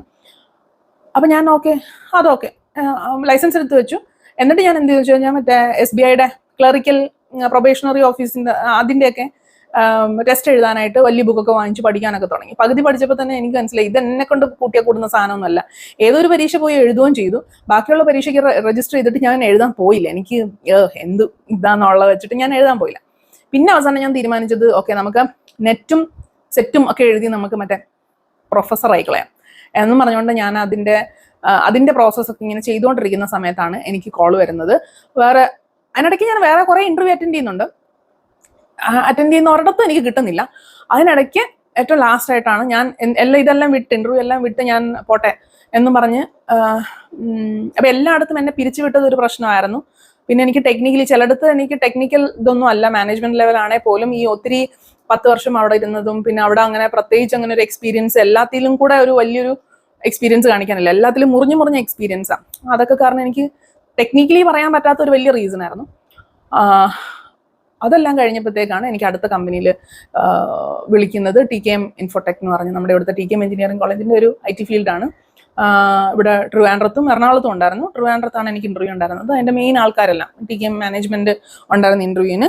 അപ്പോൾ അവർ അങ്ങനെ ടെക്നിക്കൽ സ്റ്റഫ് ഒന്നും അല്ല ചോദിച്ചത്, അവർക്ക് അവരോട് പ്രോജക്ട് കോർഡിനേറ്ററിനെയാണ് ആവശ്യമായിട്ടുണ്ടായിരുന്നത്. അപ്പം ഞാൻ പറഞ്ഞു, കാര്യങ്ങളെല്ലാം അവർ കൺവിൻസ്ഡ് ആയിരുന്നു. അങ്ങനെ അവർ ജോയിൻ ചെയ്യാൻ പറഞ്ഞു. ജോയിൻ ചെയ്ത ആദ്യത്തെ ദിവസം തന്നെ എനിക്ക് മനസ്സിലായി ഇവിടെ ഓഫീസ് പൊളിറ്റിക്സിന്റെ ഈര് കളിയുള്ള ഒരു സ്ഥലത്തേക്കാണ് ഞാൻ വരുന്നത്. അവിടെ ആകെ 10-15 പേരേ ഉള്ളൂ. ഓഫീസ് പൊളിറ്റിക്സ് എന്ന് പറഞ്ഞാൽ രക്ഷയില്ല. ഒരാളെ വച്ച് മറ്റൊരാളെ തേക്കുക, അതാണ്. അത് ആദ്യത്തെ ദിവസം തന്നെ റിയലൈസ് ചെയ്തപ്പോൾ എനിക്ക് ഭയങ്കര ഷോക്കായിരുന്നു. എരുതിന്ന് വറജട്ടിയിലോട്ട് വന്ന അവസ്ഥയായിപ്പോയല്ലോ എന്നുള്ളത്. അവിടെ ഞാൻ ഒത്തിരി പുതിയ കാര്യം, അവിടെ എന്ന് പറഞ്ഞാൽ അതൊരു ഓഫീസൊന്നും അല്ലായിരുന്നു, അതൊരു ജയിലായിരുന്നു ചെന്ന് കയറിയത്. അപ്പൊ എനിക്കത് ആദ്യത്തെ ഒരു മാസം ഞാൻ മാനേജ്മെന്റ് സൈഡിലാണ് നിന്നുകൊണ്ടിരുന്നത്. അപ്പോൾ എന്ന് വെച്ച് കഴിഞ്ഞാൽ ആ ഒരു ക്ലിയർ സെപ്പറേഷൻ നമുക്ക് മനസ്സിലാവും എന്തൊക്കെയാണ് ഇവിടെ നടക്കുന്നത്. അവിടെ ഇരിക്കുന്ന എംപ്ലോയീസിനെ അവർക്ക് വിശ്വാസമില്ല, പിന്നെ ഒരു ഡിവൈഡ് ആൻഡ് റൂൾ പോളിസി, ഇതൊക്കെയാണ് അവിടെ നടക്കുന്നത്. പിന്നെ മൈക്രോ മാനേജ്മെന്റ്, അയ്യോ രക്ഷയില്ല. പിന്നെ എംപ്ലോയീസ് തമ്മിൽ തന്നെ അടിയും ബഹളവും. അതായത് ഒട്ടും പ്രൊഫഷണൽ അല്ലാത്ത രീതിയിലാണ് ആൾക്കാർ അങ്ങോട്ടും ഇങ്ങോട്ടും വഴക്കൊക്കെ ഉണ്ടാക്കും. അപ്പൊ ഞാനല്ലെങ്കിൽ ഇത് എന്തൊരു സ്ഥലം എന്ന് പറഞ്ഞാണ് ഞാൻ അവിടെ ചെല്ലുന്നത്. ഞാൻ ചെന്നതിന് ശേഷം വേറെ ഒത്തിരി പുതിയ ആൾക്കാരെയും കൂടെ ഒക്കെ എടുത്തു. അപ്പൊ അവരൊക്കെ എനിക്കൊരു കുറച്ചും കൂടെ, അതായത് ഓൾറെഡി നമുക്കൊരു ഓഫീസ് കൾച്ചർ ഉണ്ടെങ്കിൽ അവിടെ ആ കൾച്ചർ മാറണമെങ്കിൽ വേറെ ഒരു സെറ്റ് ഓഫ് പുതിയ ഫ്രഷ് ആൾക്കാർ വന്നാൽ മാത്രമേ ആ കൾച്ചർ മാറത്തുള്ളൂ. അല്ലെങ്കിൽ ആ ആദ്യം ഉണ്ടായിരുന്ന കൾച്ചർ തന്നെയാണ് അവിടെ ഉണ്ടാകാൻ പോകുന്നത്. അപ്പൊ എൻ്റെ ആദ്യത്തെ കമ്പനി എന്ന് പറയുന്നത് ഓൾറെഡി നമ്മളൊരു നല്ലൊരു ഫ്രണ്ട്ഷിപ്പ് ലെവൽ, ഒരു ഫാമിലി ലെവൽ കൾച്ചറായിരുന്നു. അതുകൊണ്ട് എനിക്ക് അവിടെ സർവൈവ് ചെയ്യാൻ എളുപ്പമായിരുന്നു. രണ്ടാമത്തെ കമ്പനി എന്ന് പറഞ്ഞു കഴിഞ്ഞാൽ തേക്കുക, അടി ഉണ്ടാക്കുക, മുഖത്ത് നോക്കി വഴക്ക് പറയുക, എനിക്കൊക്കെ നല്ലോണം കിട്ടിയിട്ടുണ്ട്. എന്നെയൊക്കെ എന്തൊക്കെയോ ആൾക്കാരൊക്കെ പറഞ്ഞിട്ടുണ്ട്. അപ്പൊ ഞാൻ ശരിക്കും എനിക്കറിയത്തില്ല, ഒരു പുകമറ പോലെയാണ് എനിക്ക് സംഭവിച്ചേക്കുന്നത്. അവിടെ ഞാൻ അവസാനം എനിക്ക് മനസ്സിലായി, എന്നെ കൊണ്ടുവന്നത് അവിടെ ഉള്ള വേറൊരാളെ തേക്കാൻ വേണ്ടിയിട്ടായിരുന്നു. അതായത് എന്നെക്കാളും എക്സ്പീരിയൻസ് ഉള്ള ഒരാളുടെ മേലെ കൊണ്ട് എന്നെ ഇരുത്തി. അപ്പോൾ ഓട്ടോമാറ്റിക്കലി അയാൾ പേപ്പർ ഇട്ട് പോകുമല്ലോ. അങ്ങനെ അയാൾ പേപ്പർ ഇട്ട് പോയി. അത് കഴിഞ്ഞപ്പോൾ അയാളുടെ റെസ്പോൺസിബിലിറ്റി എനിക്ക് വന്നു.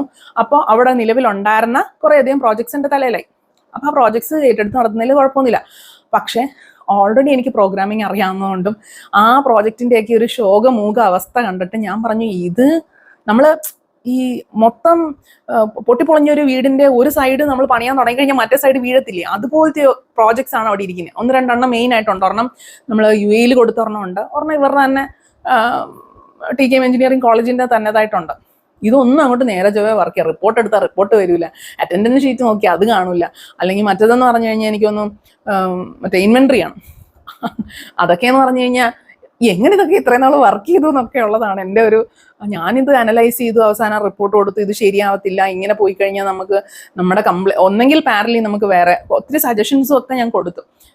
പാരലി നമ്മൾ വേറൊരു സാധനം ഡെവലപ്പ് ചെയ്യണം, ഇപ്പോൾ ഉള്ളത് ഫുൾ പൊട്ട സാധനമാണ്, നമ്മൾ തൊട്ട കാര്യം പോകും. അത് ഈ ഓരോ വർഷം കൂടുന്തോറും പുതിയ പ്രോഗ്രാമേഴ്സ് വന്നാൽ അവർക്ക് തോന്നിയ കണക്ക്, അതായത് ഓൾറെഡി ഒരു മൊഡ്യൂൾ ഉണ്ടെങ്കിൽ ആ മൊഡ്യൂൾ ഒന്നും നോക്കാതായിരിക്കും അടുത്ത വന്നവൻ വേറൊരു മൊഡ്യൂൾ ഉണ്ടാക്കും, സെയിം സാധനത്തിന് വേണ്ടിയിട്ട് വേറെ മൊഡ്യൂൾ ഉണ്ടാക്കും. അപ്പോൾ ഒരു പ്രോജക്റ്റിൽ തന്നെ ഒത്തിരി സാധനങ്ങൾ കിടന്ന് കറങ്ങിയിട്ട് ഇത് ഭയങ്കരമായിട്ട് സ്ലോ ആവുന്നു, ഒന്നും അങ്ങോട്ട് വർക്കാവുന്നില്ല.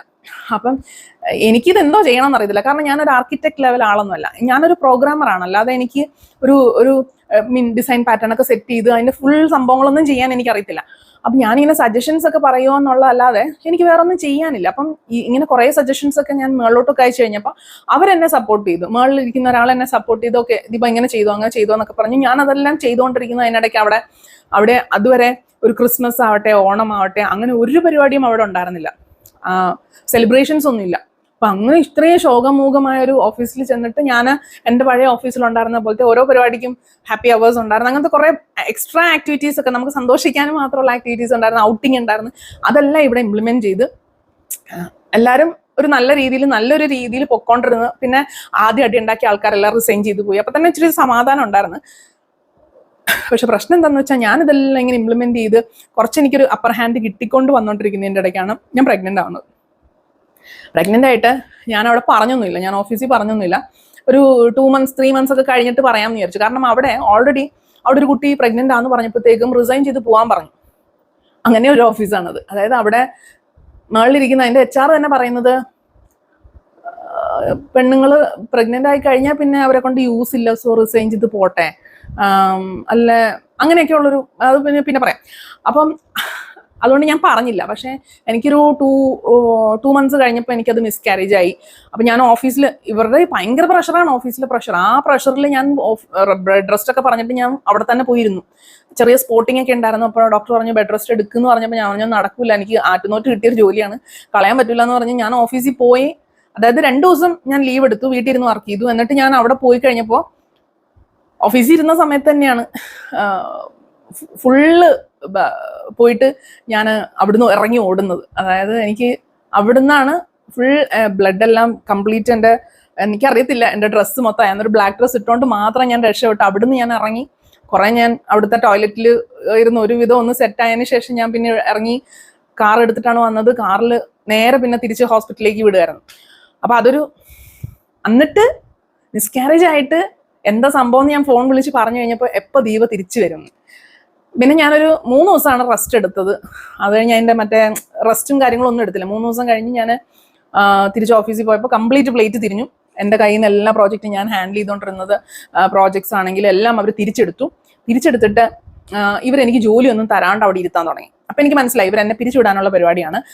എൻ്റെ മേലെ വേറൊരാളെ എടുത്തു, അതായത് എൻ്റെ അതേ പൊസിഷനിലേക്ക് വേറൊരാളെ എടുത്തു. എന്നിട്ട് പിന്നെ ബാക്കിയുള്ളവരെ മാനേജ് ചെയ്യുന്നു. എനിക്ക് പണിയൊന്നുമില്ല, ഞാനവിടെ വെറുതെ ഇരിക്കാം. അപ്പം ഞാൻ ആലോചിച്ചു, വെറുതെ ഇരിക്കാം. ഞാൻ അതിനിടയ്ക്ക് പോയി ലീവ് എടുത്ത് പോയി ബാംഗ്ലൂരൊക്കെ കറങ്ങിയേച്ച് വന്നു. അത് കഴിഞ്ഞ് പോയി PMP സർട്ടിഫിക്കേഷൻ എടുത്തു. എൻ്റെ വിചാരം അടുത്ത് ഞാൻ വേറെ ഏതെങ്കിലും കമ്പനി ചാടും എന്നുള്ളതാണ്. അങ്ങനെ അവിടെ നിന്ന് തന്നെ ഞാൻ ഇന്റർവ്യൂസ് അറ്റൻഡ് ചെയ്തുകൊണ്ടിരിക്കുന്നു. അങ്ങനെ ജോലിയായിട്ടിരിക്കുമ്പോഴത്തേക്കും ഒരാഴ്ച HR വന്നിട്ട് ചോദിച്ചു, അല്ല ദീപ എന്താ അവിടെ ഇരിക്കുന്നത്? ഞാൻ പറഞ്ഞു, നിങ്ങൾ വർക്കൊന്നും തരാത്തതുകൊണ്ട് ഞാനിപ്പോൾ എന്ത് ചെയ്യാനാണ്, വർക്ക് തന്നാലേ എനിക്ക് എന്തെങ്കിലും ചെയ്യാൻ പറ്റും.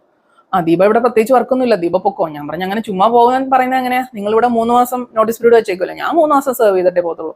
കാരണം അന്ന് എനിക്കൊന്ന് 60 രൂപ എങ്ങാണ്ടാണ് ശമ്പളം അവിടെ കിട്ടുന്നത്. ഈ 3 മാസം 60 രൂപ കിട്ടിയാൽ എനിക്കെന്താ കുളിക്കൂ? അപ്പൊ ഞാൻ വിചാരിച്ചു അവിടെ ഇരിക്കാം. അങ്ങനെ ഇരുന്നു. 1 മാസം അവിടെ ഇരുന്നു. അപ്പൊ അവർ പറഞ്ഞു ദീപ ഇവിടെ ഇരിക്കുന്നതുകൊണ്ട് ബാക്കിയുള്ളവർക്ക് ഭയങ്കര ബുദ്ധിമുട്ട്. ഞാൻ ചോദിച്ചു ആർക്കാണ് ബുദ്ധിമുട്ട്, എന്നോട് പറഞ്ഞത് ഞാൻ അവരോട് സംസാരിക്കാന്ന് പറഞ്ഞു. അങ്ങനല്ല, ദീപ വീട്ടിൽ പൊക്കോ. ഞാൻ പറഞ്ഞു, അപ്പം ശമ്പളവും കാര്യങ്ങളൊക്കെ അതൊക്കെ പക്കയായിട്ട് വീട്ടിലെത്തിക്കാൻ കുഴപ്പമൊന്നുമില്ല, അതൊക്കെ ഞങ്ങൾ ഇട്ടേക്കാൻ പ്രശ്നമില്ല. അതവരങ്ങനെ തന്നെ, പൈസയ്ക്കൊന്നും അവർക്കൊരു യാതൊരു പ്രശ്നമില്ല, പൈസ തരുന്നതിനോ ഒരു പ്രശ്നമില്ല. പക്ഷെ ഇതുപോലെ എന്തിനോ വേണ്ടി തിളയ്ക്കുന്ന സാമ്പാർ പോലത്തെ ഒരു കമ്പനിയായിരുന്നു. എന്തായാലും ഞാൻ ഇറങ്ങി കുറച്ച് നാൾ കഴിഞ്ഞപ്പോഴത്തേക്ക് അത് പൂട്ടിപ്പോയി കേട്ടോ. എനിക്കൊന്ന് എറണാകുളത്ത് മാത്രമേ ഉള്ളെന്ന് തോന്നി. ഇപ്പൊ എറണാകുളത്തും ഉണ്ടെന്ന് തോന്നുന്നു. ട്രിവാൻഡ്രത്ത് ഓഫീസ് പൂട്ടിപ്പോയി. അപ്പൊ അതങ്ങനെ. അപ്പൊ അന്ന് HR ഇങ്ങനെ ഇറങ്ങാൻ നേരത്ത് പറഞ്ഞു, ദീപയ്ക്ക് നല്ലത് ടീച്ചിങ് ഫീൽഡാണ്, പെണ്ണുങ്ങൾക്ക് നല്ലത് അതൊക്കെയാണെന്ന്. ഞാൻ പറഞ്ഞു, അത് നിങ്ങളല്ല തീരുമാനിക്കേണ്ടത്, ടീച്ചിങ് ഫീൽഡാണ്, അത് ഞാൻ തീരുമാനിച്ചോളാം. അങ്ങനെ എന്നെ കൊണ്ട് നിർബന്ധിച്ച് റെസിഗ്നേഷൻ എടുപ്പിക്കുന്നതാണ് അവിടുന്ന് പോയി. പിന്നെ വീട്ടിൽ പോയി കുത്തിയിരുന്ന് കഴിഞ്ഞിട്ട് എനിക്ക് എന്ത് ചെയ്യണം, എനിക്ക് പിന്നെ അറിയത്തില്ല എന്നാ ചെയ്യണം എന്നുള്ളത്. അപ്പം ഞാൻ പയ്യെ വേറെ പല പരിപാടികൾ നോക്കാൻ തുടങ്ങി. ഞാൻ കുറച്ച് ഷെയർ മാർക്കറ്റിലൊക്കെ ഇറങ്ങി. അവിടെയൊക്കെ ഇറങ്ങിക്കൊണ്ടിരുന്ന സമയത്താണ് ഞാൻ 2014-15 ആ സമയത്താണ് ഞാൻ അവിടുന്ന് ഇറങ്ങുന്നത് കേട്ടോ. അത് കഴിഞ്ഞപ്പം ഞാൻ ഷെയർ മാർക്കറ്റിലൊക്കെ കുറച്ച് കളിച്ചുകൊണ്ട് കുറച്ച് പൈസയൊക്കെ ഉണ്ടായിക്കൊണ്ടിരുന്നപ്പോഴത്തേക്കും നരേന്ദ്രമോദി വന്ന് നോട്ട് നിരോധനം നടത്തി. ഇട്ടിരുന്ന പൈസ മൊത്തം അവിടെ നിന്ന് താന്നുപോയി. അപ്പം എനിക്ക് അത് എടുക്കാൻ പറ്റാണ്ടായിപ്പോയി. അത് കഴിഞ്ഞപ്പോൾ പിന്നെ അച്ചാച്ചി പറഞ്ഞു, ഓക്കെ നീ നമുക്ക് സിവിൽ വർക്ക് എടുക്കാം. അങ്ങനെ ഞാൻ ആ ലൈസൻസ് ഓൾറെഡി ഉണ്ടല്ലോ, ആ ലൈസൻസ് വെച്ച് ഞാൻ 1-2 വർക്കൊക്കെ എടുത്തു. വർക്ക് പ്രശ്നമൊന്നുമില്ല, ഇട്ടതിൻ്റെ ഇരട്ടിയൊക്കെ നമുക്ക് കിട്ടും. പക്ഷെ അവിടുത്തെയും ഒരു വൃത്തികെട്ട പൊളിറ്റിക്സും കാര്യങ്ങളൊക്കെയാണ്. അല്ലെങ്കിൽ അവർക്ക് ഈഗോ പ്രശ്നം, കമ്പ്യൂട്ടർ ഒന്നും വർക്ക് ചെയ്യാൻ അറിയില്ല, ഭയങ്കര സ്ലോ ആണ് കാര്യങ്ങളൊക്കെ. നമ്മൾ പൈസ അങ്ങോട്ട് കൊടുത്ത് കടിക്കുന്ന പട്ടിനെ മേടിക്കുന്ന അവസ്ഥയാണ്. അപ്പൊ അതും പറ്റുന്നില്ല. അങ്ങനെ 2-3 വർക്ക് എടുത്തു. 3ാമത്തെ വർക്ക് നടന്നുകൊണ്ടിരിക്കുന്നതിൻ്റെ ഇടയ്ക്കാണ് ഞാൻ വീണ്ടും പ്രഗ്നന്റ് ആവുന്നത്. അപ്പോൾ ഞാൻ അപ്പോഴും ഞാൻ ഇവിടെ നെടുമങ്ങാടാണ് എനിക്ക് വർക്കുള്ളത്. ഞാൻ ഇവിടുന്ന് വണ്ടി ഓടിച്ച് ആദ്യം 2 വീലറിലാണ് പൊയ്ക്കൊണ്ടിരുന്നത്. പ്രഗ്നന്റ് ആണെന്ന് പറഞ്ഞതിന് ശേഷം ഞാൻ പിന്നെ കാർ എടുത്ത് പോകാൻ തുടങ്ങി. അതിൻ്റെ ഫുൾ ബില്ലൊക്കെ എഴുതിപ്പിച്ചതിന് ശേഷം ഞാൻ പിന്നെ ആ വർക്ക് വൈൻഡപ്പ് ചെയ്തു. അത് കഴിഞ്ഞപ്പോഴത്തേക്ക് എനിക്ക് പയ്യെ വണ്ണം കൂടാൻ തുടങ്ങി. 95 കിലോ 100 കിലോ ഒക്കെ ആവാൻ തുടങ്ങി. ഫൈബ്രോമാൽജിയ അന്നേരമാണ് ഡയഗ്നോസ് ചെയ്യുന്നത്. അതുവരെ എനിക്ക് വേദന ഉണ്ടെങ്കിൽ അറിയത്തില്ല.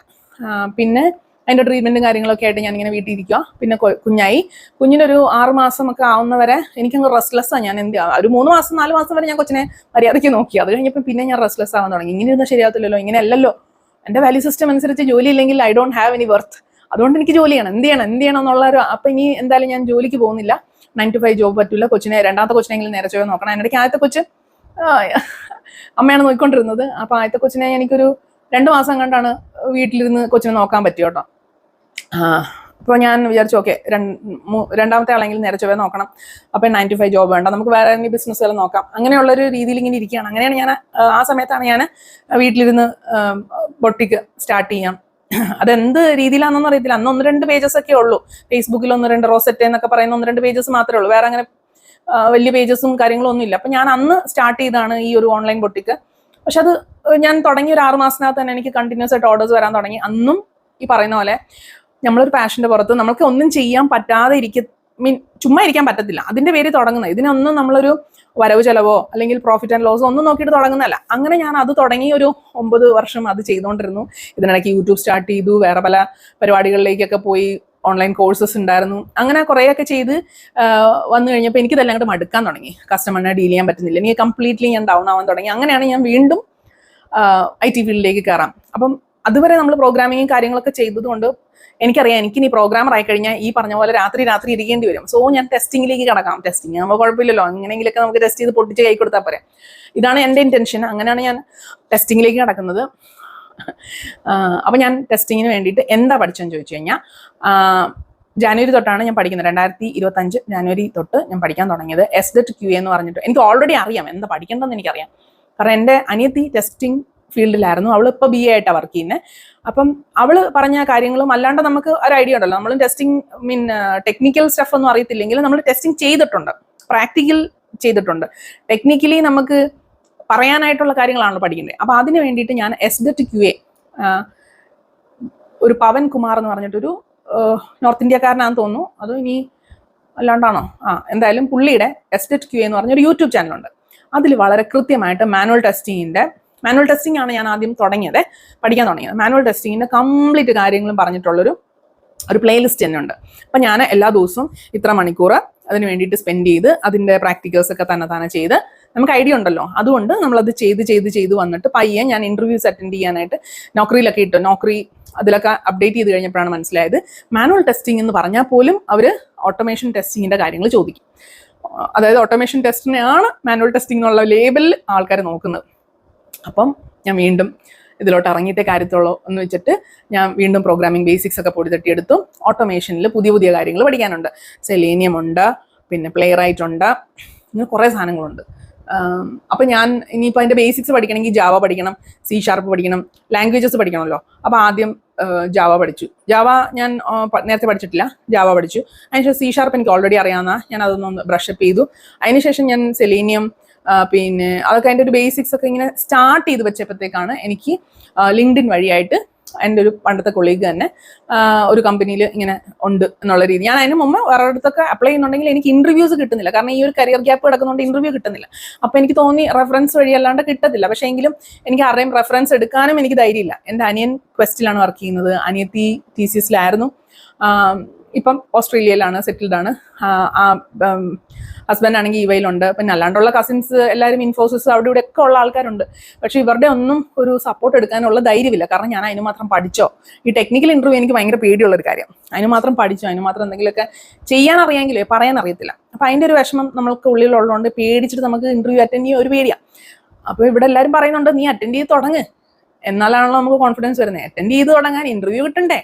അപ്പം അങ്ങനെ 1-2 ഇന്റർവ്യൂ ഞാൻ അറ്റൻഡ് ചെയ്തു. ഒരു ഫസ്റ്റ് റൗണ്ട് ഒക്കെ അറ്റൻഡ് ചെയ്ത് അവർ ഗ്യാപ്പ് ഉണ്ടെന്ന് അറിഞ്ഞു കഴിഞ്ഞപ്പോൾ പിന്നെ അവർ പ്രൊസീഡ് ചെയ്തിട്ടില്ല. അങ്ങനെയാണ് പിന്നെ എൻ്റെ ഒരു കൊളീഗ് ത്രൂ അവരുടെ പരിചയം ഉള്ള ഒരു കമ്പനിയിൽ നമുക്ക് ഇങ്ങനെ ഒരു ഓപ്പർച്യൂണിറ്റി വരുന്നത്. അപ്പോൾ അവരെന്നോട് പറഞ്ഞത് ഒരു പുതിയ AI ബേസ്ഡ് ഒരു ടെസ്റ്റ് ഓട്ടോമേഷൻ ടൂൾ ഉണ്ട്, അത് പെട്ടെന്നാണ് പഠിക്കാൻ പറ്റും, അത് പഠിച്ചേച്ച് കുറച്ച് കാര്യങ്ങൾ ചെയ്തേച്ച് വരാൻ പറഞ്ഞു. അപ്പോൾ അവരൊരു 3 ദിവസം സമയം തന്നു. ടെസ്റ്റ് ട്രിഗർ എന്ന് പറഞ്ഞിട്ടൊരു AI ഓട്ടോമേഷൻ ടൂളാണ് എൻ്റെ അടുത്ത് പഠിക്കാൻ പറഞ്ഞത്. അത് എളുപ്പമാണ്, നമുക്ക് ചെയ്യാൻ പറ്റും. അപ്പം അവരുടെ ട്യൂട്ടോറിയൽസ്, അവരുടെ വെബ്സൈറ്റും അവരുടെ കുറച്ച് യൂട്യൂബ് ചാനൽസും ഉണ്ട്. അത് നോക്കിയിട്ട് നമുക്ക് പഠിച്ചേച്ച് ഒരു ദിവസം കൊണ്ട് പഠിച്ച് പിറ്റേ ദിവസം കൊണ്ട് നമുക്ക് ചെയ്യാം. പിന്നെ അതിൻ്റെ ഒരു സർട്ടിഫിക്കേഷനൊക്കെ എടുക്കണം. സർട്ടിഫിക്കേഷൻ എടുക്കാൻ എനിക്ക് ഇച്ചിരി പാടായിരുന്നു.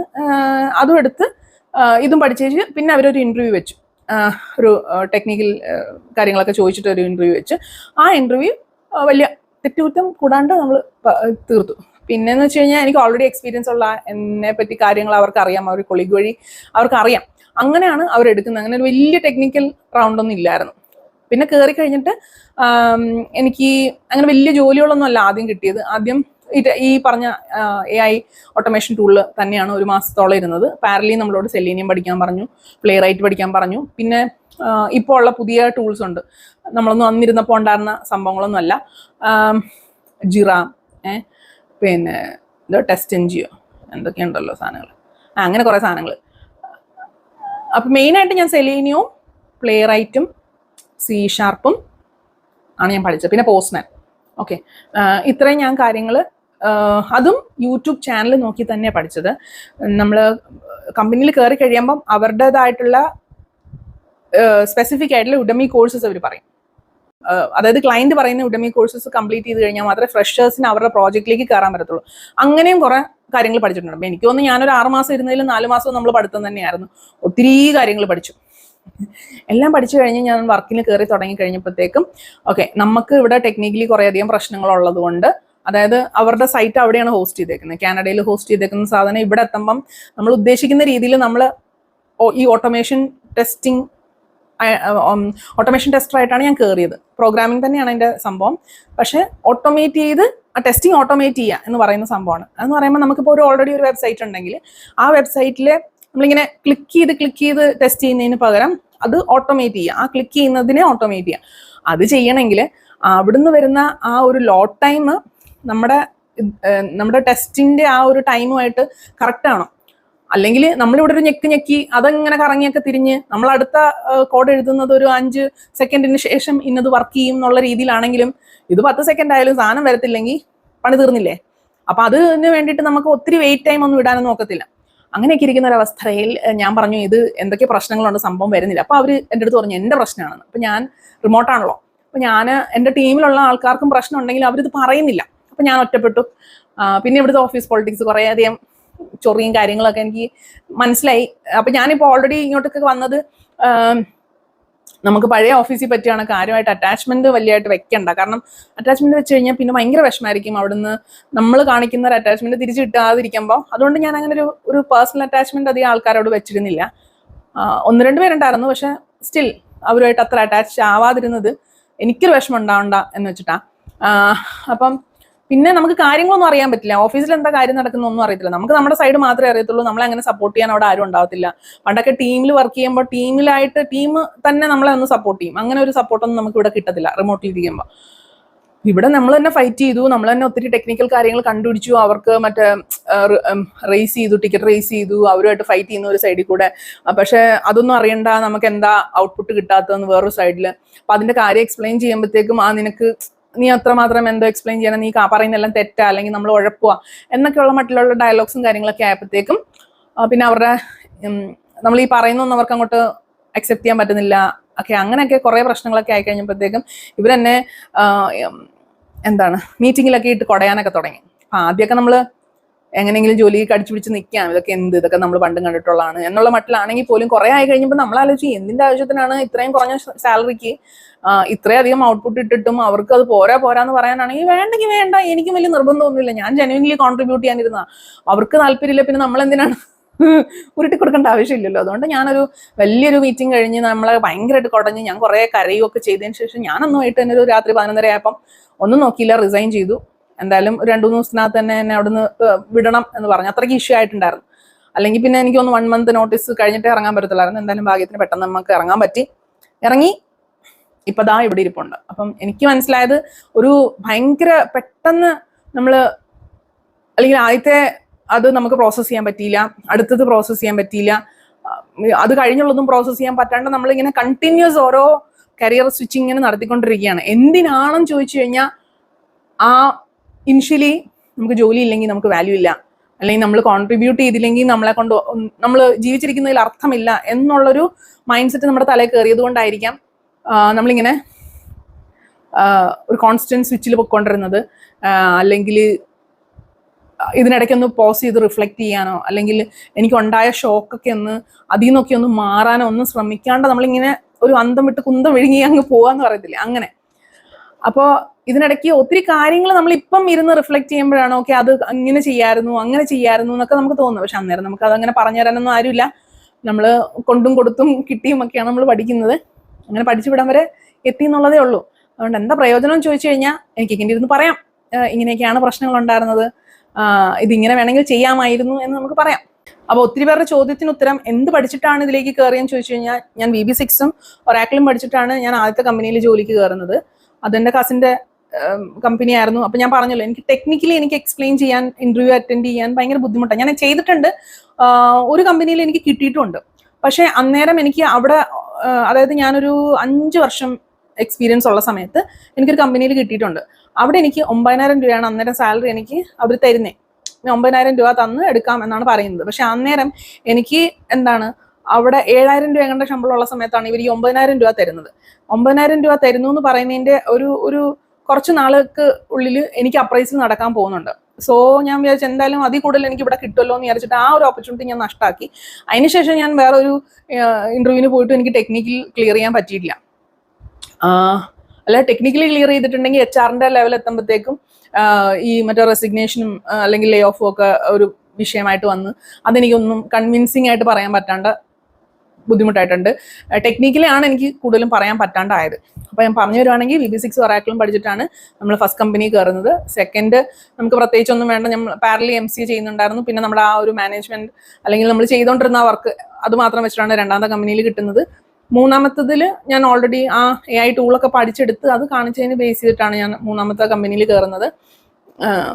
പക്ഷെ അവിടത്തേക്ക് വേണ്ടിയിട്ട് ഞാൻ ഈ പറഞ്ഞ പോലെ SBIT QA എന്ന് പറയുന്ന ആ ഒരു യൂട്യൂബ് ചാനൽ നന്നായിട്ട് നോക്കി അതിലെ കുറേ ടേംസും കാര്യങ്ങളും എല്ലാം മനസ്സിലാക്കി, അതായത് മാനുവൽ ടെസ്റ്റിംഗ് കംപ്ലീറ്റ് മനസ്സിലാക്കി, പിന്നെ ഓട്ടോമേഷൻ ടെസ്റ്റിങ്ങിന്റെ ബേസിക്സും കാര്യങ്ങളൊക്കെ മനസ്സിലാക്കിയിട്ടാണ് ഞാൻ കയറുന്നത്. പിന്നെ അവിടെ ചെന്ന് അവരുടെ കുറേ അധികം ഉടമി അവർ റെഫർ ചെയ്ത കുറേ ഉടമി കോഴ്സസും പഠിച്ചു എന്നുള്ളതാണ്. എന്തൊക്കെ പഠിച്ചെന്ന് പറഞ്ഞു കഴിഞ്ഞാൽ ഒരു പ്രോബ്ലം വന്നു കഴിഞ്ഞാൽ ഈ കോഴ്സിൽ പഠിച്ചൊന്നുമല്ല നമുക്ക് ചെയ്യേണ്ടി വരുന്നത്. നമ്മൾ വേറെ പലയിടത്തുനിന്നും കണ്ടുപിടിച്ച് അതിൻ്റെ ഒരു കാര്യങ്ങൾ മനസ്സിലാക്കിയിട്ട് അത് ചെയ്യുക എന്നുള്ളത് മാത്രമേ ഉള്ളൂ. പിന്നെ എഫിഷ്യൻ്റ് ആയിട്ട് ചെയ്യാൻ ഒരു പ്രോഗ്രാമിംഗ് ലെവലൊക്കെ ആണെങ്കിൽ അതിൻ്റെ ഒരു ആർക്കിടെക്ചർ സെറ്റ് ചെയ്യുന്ന പരിപാടിയൊന്നും എനിക്ക് ഇപ്പോഴും അറിയത്തില്ല.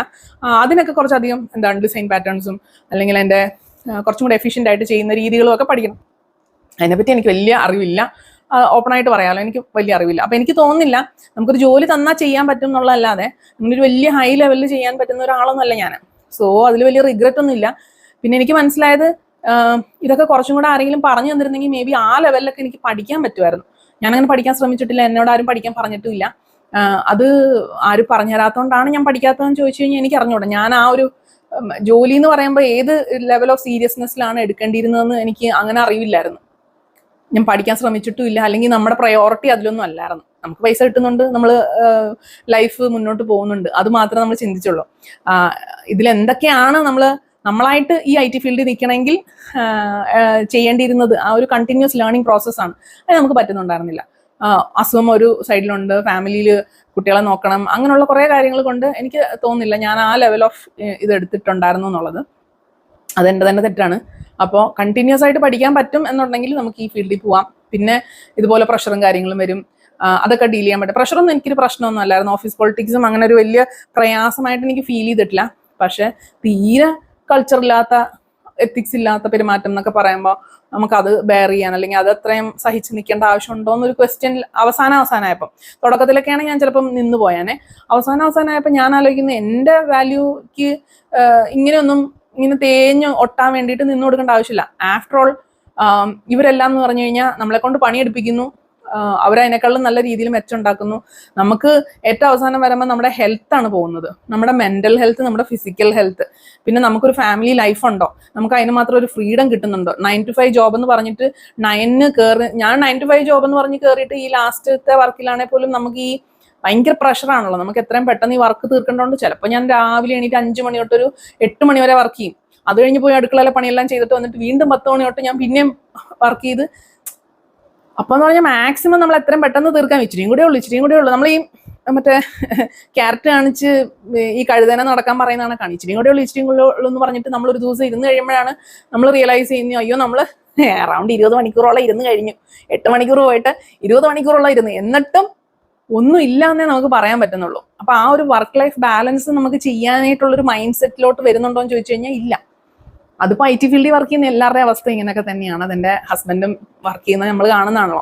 പുള്ളി ലീവ് എടുക്കും, ഫുൾ ഡേ ലീവ് എടുക്കും, എന്നിട്ട് ഹാഫ് ഡേ പോയിരുന്ന് വർക്ക് ചെയ്യും, എന്നിട്ട് പറയും ഹാഫ് ഡേ ലീവ് എടുത്താൽ മതിയായിരുന്നു. അത് എന്തെങ്കിലും ആവശ്യത്തിനായിരിക്കും ലീവ് എടുക്കുന്നത്. പക്ഷേ രാവിലെ ഒരു കോൾ വരും, അതെ ഇന്നൊരു പ്രശ്നമുണ്ട്, ഇതെന്താന്ന് നോക്കാം, ഞാൻ ദാ വരുന്നു എന്ന് പറഞ്ഞിട്ട് രാവിലെ കയറി ഇരുന്ന് കഴിഞ്ഞാൽ ചിലപ്പോൾ ഫുൾ ഡേ ലീവ് എടുത്ത ദിവസം ഉച്ചയ്ക്ക് 3 മണിക്കായിരിക്കും ഇറങ്ങുന്നത്. അപ്പം അത് പാർട്ട് ഓഫ് ദി ഗെയിമാണ്. അത് നമുക്ക് അങ്ങോട്ട് പിന്നെ നമുക്കിത് സെപ്പറേറ്റ് ചെയ്യാൻ പറ്റുന്ന ഒരു അവസ്ഥയല്ല ഈ ഒരു IT ഫീൽഡ് എന്ന് പറയുന്നത്. എനിക്ക് IT ഫീൽഡിന്റെ കാര്യം അറിയത്തുള്ളതുകൊണ്ടാണ് ഞാൻ ഇത് പറയുന്നത്. എല്ലാ ഫീൽഡിലും അതിൻ്റെതായ ബുദ്ധിമുട്ടുകളുണ്ട്. ഞാനിപ്പം ഓൺലൈൻ ബൊട്ടിക്ക് നടത്തിക്കൊണ്ടിരുന്നതാണ്. അതിൻ്റെ ബുദ്ധിമുട്ടുകൾ അത് വേറെ ഒരു രീതിയിൽ. അല്ലാണ്ട് പിന്നെ ഞാൻ മറ്റേ സിവിൽ കോൺട്രാക്ടർ ആ ഒരു ഫീൽഡ് സിവിൽ വർക്കൊക്കെ എടുത്തോണ്ടിരുന്നപ്പോഴത്തേക്ക് അത് അവിടെ വേറൊരു ചൊറി. മനസ്സിലായില്ലേ? നമുക്ക് എവിടെ ആണെങ്കിലും നമ്മുടെ ആ എൻവയോൺമെന്റും കൂടെ സെറ്റ് ആയിരിക്കണമല്ലോ. അപ്പൊ അതങ്ങനെ. പിന്നെ അവിടെയൊക്കെ നിൽക്കാൻ പറ്റുക, അവിടെയൊക്കെ പിടിച്ചു നിൽക്കുക എന്ന് പറയുന്നത് വേറൊരു കഴിവാണ്. ഇതിനെല്ലാം നമ്മൾ കൊടുക്കേണ്ടി വരുന്നത് നമ്മുടെ തല, നമ്മുടെ മെന്റൽ ആൻഡ് ഫിസിക്കൽ ഹെൽത്ത് ആണ്. നമ്മുടെ ആ ഒരു ഇമോഷണൽ സ്റ്റേറ്റ് ഒക്കെ ഭയങ്കര ഡിഫറെൻ്റ് ആയി പോവും. ആ രീതിയിൽ നമുക്ക് നിൽക്കാൻ പറ്റുമെങ്കിൽ ഓക്കെ. അപ്പൊ ഇപ്പോ സത്യം പറഞ്ഞു കഴിഞ്ഞാൽ എവിടെയും പോകണ്ട, നമ്മൾ വീട്ടിലിരുന്നോളാം, മനസമാധാനമാണ് വലുത് എന്നുള്ളൊരവസ്ഥയിൽ എത്തി നിൽക്കുകയാണ്. എനിക്കറിയത്തില്ല മുന്നോട്ട് എങ്ങനെ ആയിരിക്കും എന്നുള്ളത്. ഞാൻ ഇപ്പം നിലവിൽ അങ്ങനെ ഒത്തിരി ആൾക്കാർ ആ റെസിഗ്നേഷൻ്റെ വീഡിയോൻ്റെ താഴെ പറയുന്നുണ്ടായിരുന്നു, നിങ്ങൾ അങ്ങനെ ചെയ്യും ഇങ്ങനെ ചെയ്യും, വേറെ ഇത് നോക്ക് അത് നോക്ക്. എനിക്കിപ്പോൾ എന്തും നോക്കാൻ താല്പര്യമില്ല. ഞാനിപ്പോൾ ഒരു അത്യാവശ്യം ഒന്ന് നോർമൽ ആയതിനു ശേഷമാണ് ഞാൻ ഇതിനെപ്പറ്റി വീഡിയോസ് പോലും എനിക്ക് ചെയ്യാൻ തോന്നുന്നത്. അതുവരെ എന്ന് പറഞ്ഞു കഴിഞ്ഞാൽ ഭയങ്കര മൂടിയായിട്ട് ഇങ്ങനെ ഇരിക്കുന്ന ഇരിപ്പ് കരച്ചിലും ഡൗട്ടും ഗിൽറ്റും എല്ലാം കൂടെ ഒരു വല്ലാത്ത അവസ്ഥയിലാണ് ഇരുന്നുകൊണ്ടിരുന്നത്. അപ്പൊ നമുക്ക് നോക്കാം. ഇതാണ് എൻ്റെ ഒരു കരിയർ ജേണി എത്തി നിൽക്കുന്ന ഒരു സംഭവം. ആരെയും ഒന്നിനും ബ്ലെയിം ചെയ്യാനില്ല. പണ്ടൊക്കെ ഞാൻ പറയുമായിരുന്നു അത് അവരങ്ങനെ ചെയ്തുകൊണ്ടാണ്, അല്ല ഇവരിങ്ങനെ ചെയ്തുകൊണ്ടാണ്. എനിക്ക് തോന്നുന്നു എനിക്ക് എന്താണ് ചെയ്യേണ്ടതെന്ന് കൃത്യമായിട്ടും ഐഡിയ ഇല്ലായിരുന്നു. എന്ന് വെച്ച് നമ്മൾ മോശമായി പോയി എന്നും പറയാൻ പറ്റില്ല. കാരണം ഒത്തിരി കാര്യങ്ങൾ പഠിച്ചിട്ടുണ്ട്. ആ കാര്യം ഇപ്പം ഓരോ സ്ഥലത്ത് പഠിച്ച കാര്യങ്ങളൊക്കെ എനിക്ക് അടുത്ത സ്ഥലത്ത് കുറച്ചും കൂടി ഇമ്പ്രൂവ്ഡ് വേർഷനിൽ നമുക്കത് ചെയ്യാനായിട്ട് നമ്മളിങ്ങനെ ആലോചിക്കെങ്കിൽ എനിക്കൊന്നും നമ്മുടെ സ്ഥായിയായ ഒരു ക്യാരക്ടർ ഉണ്ടല്ലോ അത് മാറില്ല. അപ്പോൾ അതും ഒരു പ്രശ്നമാണ്. അങ്ങനെ ഒരു റൈറ്റ് ആൻഡ് റോങ് എന്ന് പറഞ്ഞൊരു സംഭവം ഇതിനകത്ത് ഇല്ലെങ്കിലും നമ്മളിങ്ങനെ ഒരു റിഫ്ലക്ട് ചെയ്ത് പോകുമ്പോൾ നടക്കുന്ന കാര്യങ്ങൾ ഞാൻ ഒരു സ്ക്രിപ്റ്റ് ഒന്നും ഇല്ലാണ്ട് അങ്ങ് പറഞ്ഞു പോയെന്നേ ഉള്ളൂ. നിങ്ങൾക്ക് എത്രത്തോളം ഇത് ഉപയോഗപ്പെടും എന്നൊന്നും എനിക്കറിയത്തില്ല. അടുത്ത വീഡിയോ നമുക്ക് കാണാം. എന്തെങ്കിലും വീഡിയോ സജഷൻസ് ഉണ്ടെങ്കിൽ താഴെ പറയാം കേട്ടോ.